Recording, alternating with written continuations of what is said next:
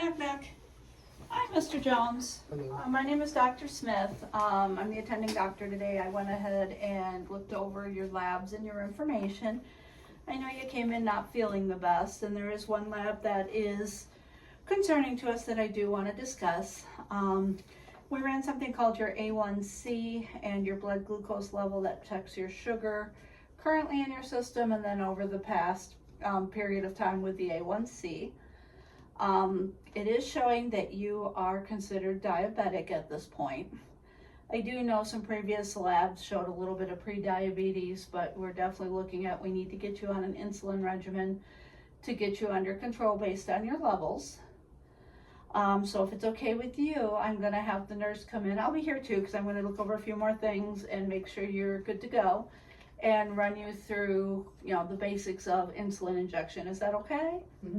Wonderful. And if at any time you have any questions, just make sure you interrupt and you get all your questions answered, okay? Okay. Perfect. Knock, knock. Hi, Mr. Jones. Hello. I'm Nurse Taylor. How are you today? I'm better. Okay. Well, I'm here to teach you about insulin, okay? And how to inject insulin yourself at home and how to do it the proper way, okay?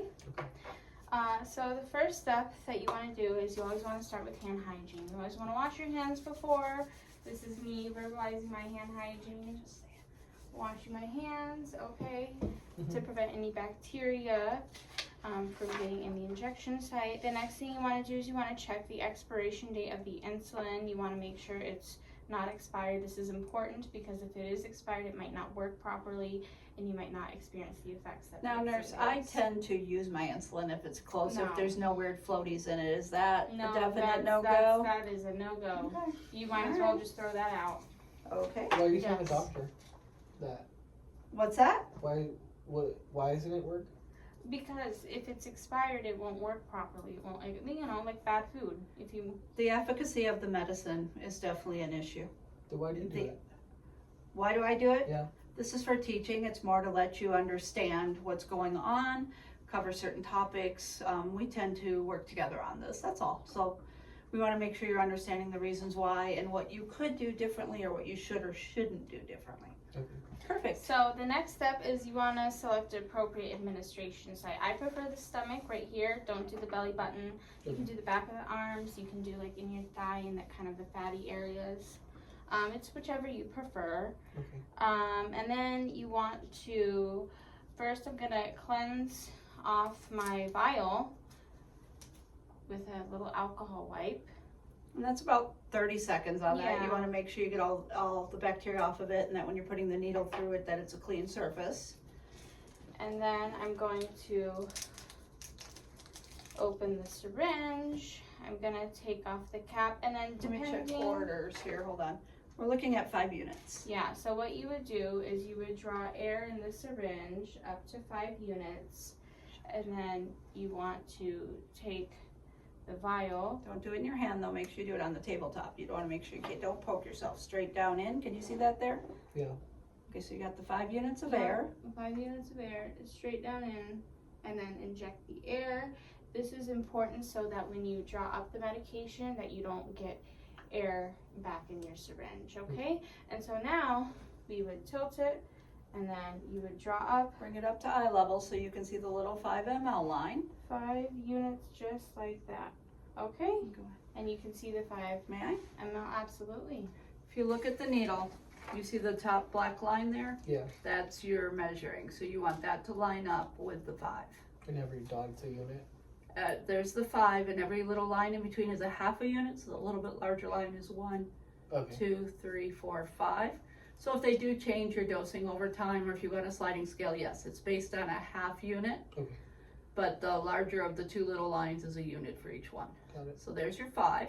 Sorry, nurse, thank you. Oh, that's okay. So now at this point, what I do is I would recap the needle in just a swooping motion, and then you don't want to recap it if it's dirty, okay?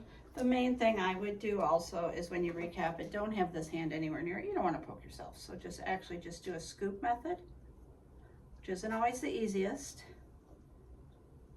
But try to make sure you don't want to poke yourself unnecessarily. Okay.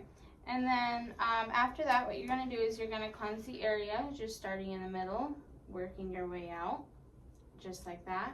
You want to just let it dry, and then once it dries, you're gonna create a fold in the skin like that, and you're gonna take the needle, you're going to uncap it, create the fold, and then inject at a 90-degree, inject it at a 90-degree angle, inject, and then push the syringe. Just slowly push the insulin over about 10 seconds. So Yep. just nice and slow. You don't want to go zoop, straight And into then your once skin. you're done, you can let go and then take this out and then immediately put this in the sharps container without recapping the needle. What if I don't have a sharps container at home? We'll definitely send one home with Yes. you. We'll make sure you have all the supplies needed when you leave here today, Absolutely. including a few days worth of syringes and that kind of stuff. And then through the pharmacy, you can Alcohol get everything wipes, else. all of it. Okay. Okay? Do you have any questions? What happens if I need to take more or less? Okay, when you say take more or less, has the doctor changed your dose? You're not feeling good? Where is that question coming from? Like What's if your I eat more food, like, okay? do I just have to like do more, or is there a different kind of insulin, or? Right now, you are on a set amount just to try to get you regulated. You're going to follow up with your endocrinologist in the next week or so, at which time they will run through possible changes. This is in order for us to let you go home. And then what will happen from there is they may or may not put you on what's called a sliding scale. What that is based on your blood sugars, which you will be checking before meals and at bedtime every day, so 4 times a day. You'll be checking your blood sugar. They may or may not adjust it. You may stay on a set amount, but that's stuff for today and then able to go home. We're putting you on a set amount. It's the 5 units, 30 minutes to an hour before meals Okay. and at bedtime. Okay. Okay? So, and you want to make sure you do check your blood sugar as well. I think it stopped recording halfway through because you got a low battery.